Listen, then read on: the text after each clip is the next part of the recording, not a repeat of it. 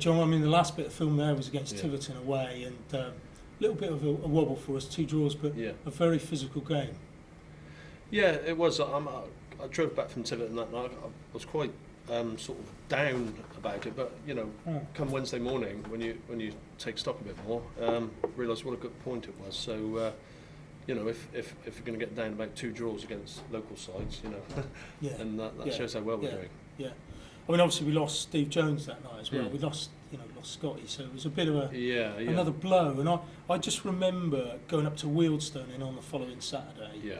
And I think there was real gloom and nervousness. You know, City fans aren't Very used to much so. success. Very much so. Yeah. So people were wondering, but within 20 minutes, the wondering was over, wasn't it? Yeah. I mean, obviously, I think Lewis had been suspended those 2 games, the Gloucester and the Tivy game as well. So, yeah, maybe a few doubts or things like that creeping in, but quickly vanished because you know all of a sudden you know we're 4-0 up at half time and what a great performance. I know, you know, there was their centre half played in goal the first half because their goalie didn't turn up or something, but we'd have scored those goals against anybody that day. You know, there was such determination there, and that's credit to the players and the management. I remember Hoggy just lifting the ball over the defender's head to get the first goal. Yeah, class. The celebrations that followed were unbelievable. Hoggy looked so frustrated to have missed those 2 games, you know, obviously caused by his bookings, and he just looked like he just wanted to get back and just do what he's good at, you know, which is run at people and score goals. Then following Tuesday night, we've got film of the Merthyr game, another 4-0 win. Yeah. And I suppose the talking point there was Birdie coming off the bench and smacking that volley. What a great finish. I mean, they were all good goals that night. And again, you wouldn't expect to beat a side like Merthyr with all the sets of players knowing each other, and obviously Rello and AD having been at Merthyr.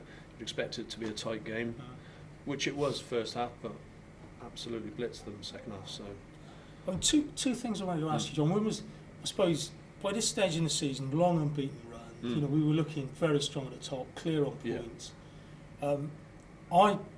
I like probably a lot of football fans and the players, a bit superstitious. To keep the unbeaten run going, you got to wear the same clothes. In fact, today it's a hot day. I'm still wearing a winter jumper because I was wearing this outfit when we played Team Bath and beat them 5-0, and since then it's been magnificent. I was going to ask you about. Do players do that? Yeah, players. Yeah, they do. I know fans do it. Yeah, I did when I was playing it. If you know, you're under pants that you wear under your shorts.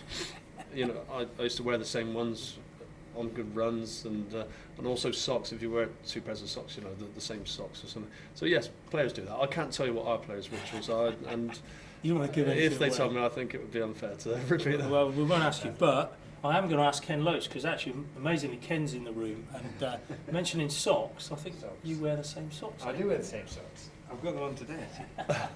They were washed, but they've done very well since Christmas. Well, absolutely. I don't know what it is, 20 games or something. So they're doing very good. Have you got the same socks on, John? No, I haven't. I mean, it's summer now. I've got trainer socks on. we could be in trouble.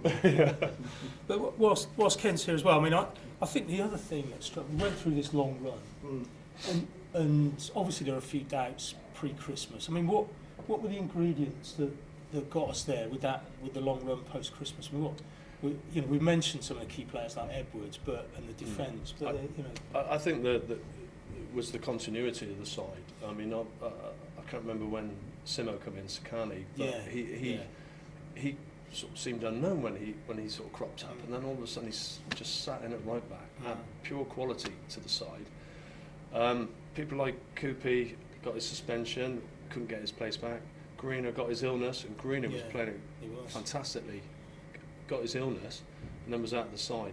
So it was just continuity, desire, application, organisation, which means, you know, the side's playing so well, you can't really change it. I think that was the key ingredient to me. Yeah. And some great management decisions as well. I think John Relish and AD Britton. You know, making the right decisions, keeping the motivation. Yeah, very much so. I mean, I've known those 2 for years, and you know, you just know that any side they prepare are going to be motivated, organised, and passionate, and that's what you need at this level. But it is. I mean, I think we have the sense that it was that continuity that just kept us going for 3 months. Because it makes sense in any business or in any job.